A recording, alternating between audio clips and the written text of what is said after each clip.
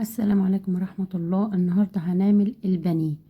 هوريكم ازاي الكفر بتاع البانيه ما بيوقعش منه خالص بسبب تتبيلة سهلة خالص وبسيطة. ممكن تحطي بيض وممكن ما تحطيش بيض. تعالى اقولك معايا ايه.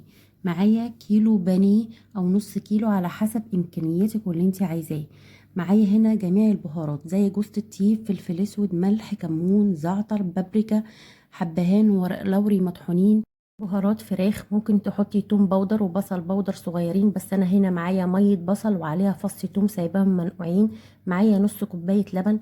معايا عصير ليمونتين كبار وعليهم معلقه خل واحده، معلقه مستردة وعليها معلقه كاتشب. معايا هنا بضايه ممكن تحطيها وممكن كمان ما تحطهاش براحتك خالص. معايا بقسماط ناعم اللي هو الفيجيتار، واحد حامي وواحد بارد، واربع معالق دقيق علشان هعمل زي عجينة القرنبيط. يعني بحط البيضة وبنزل عليها بشوية اللبن ومية البصل هصفيها عشان فيها فصين توم، يعني البصل خد من طعم التوم، وبقلبها كويس جدا. ممكن تحطي توم باودر، بصل باودر، معلقة واحدة اللي هي نصها توم باودر ونصها بصل باودر زي ما انا حطيت كده. دلوقتي هنزل بالكاتشب وبالمستردة وهقلبهم برضو كويس جدا. وخلي بالكوا ان الطريقة دي بتخلي الكفر بتاع البانيه يفضل زي ما هو، ما بيوقعش منك خالص. طبعا نزلت بكل البهارات اللي انا قلت لكم عليها في اول الفيديو، وبعد كده هبتدي انزل بالدقيق حبة حبة. هم 4 معالق، حطيهم بطريقتك زي ما انت عايزة على حسب، بس الخليط ما يبقاش معاكي تقيل قوي، يعني سايب شوية. ابتدي اقلبه لغاية لما اوصل للقوام اللي انا عايزاه. عايزاه خفيف شوية، عايزاه مش تقيل. فهبتدي انزل اخففه تاني بشوية لبن علشان حاسة ان هو تقيل معايا. بعد ما حطيت المعلقة الاخيرة ديت حسيت بالتقل، فرحت مزودة شوية لبن. مش مهم اللبن، العبي فيه زي ما انت عايزة. تحطي كوباية الا ربع على حسب ما ياخد معاكي. مش مهم ما فيش لبن حطي زبادي، بس احنا كلنا عندنا لبن فانا بستسهل اللبن عن الزبادي. الزبادي برضو بيديها طراوه، ولكن حاطين ليمون وحاطين لبن فكل ده برضو هيطر معايا البانيه. وهو البانيه انتوا عارفين ان هو مش قاسي قوي، يعني مش مستاهل ان احنا نحط حاجات تطريه.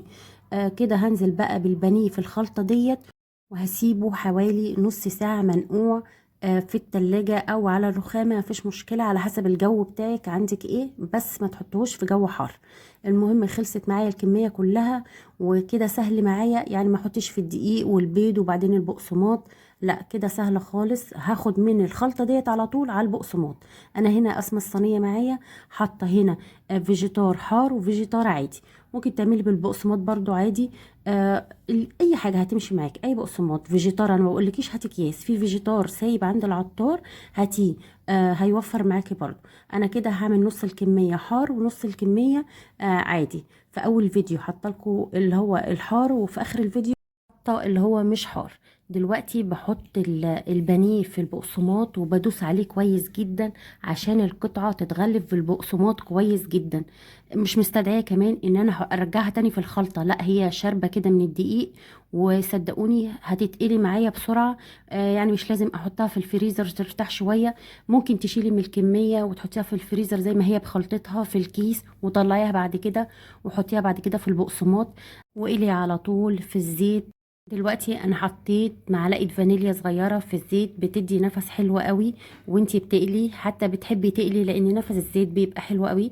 نزلت بالبانيه وعلى نار متوسطه، وهبتدي احمر تحميرك العادي. وعايزه اقولك ان انا ما شلتش البانيه دوت في الفريزر خالص، لا انا عملت في البقسماط وقليته على طول. وعايزه اكد لك ان الكفر فعلا ما بيوقعش منك. وعادي لو عايزه تشيليه شويه 5 دقايق برضو ما فيش مشكله، بس انا عايزه اوريكي ان انا حمرته على طول والكفر عليها زي ما هو، ما وقعش خالص. يعني الطريقه دي بتريحك خالص ان انت تحطي زي ما قلت لك في الدقيق للبيض للبقسماط. لا دي سهله خالص وبسيطه. وعايزه اوريكي بصي البانيه طالع تحفه معايا خالص. وزي ما قلت لك انا عامله الحامي والبارد، وبوريكي ان الكفر عليها، هي في ايدي سخنه على فكره، بوريكي ان الكفر ما وقعش منها. جربي الطريقه دي وهتعجبك قوي. وما تنسوش تعملوا لايك للفيديو وتفعلوا الجرس، وتستنوني في فيديوهات جديده. والسلام عليكم ورحمه الله وبركاته.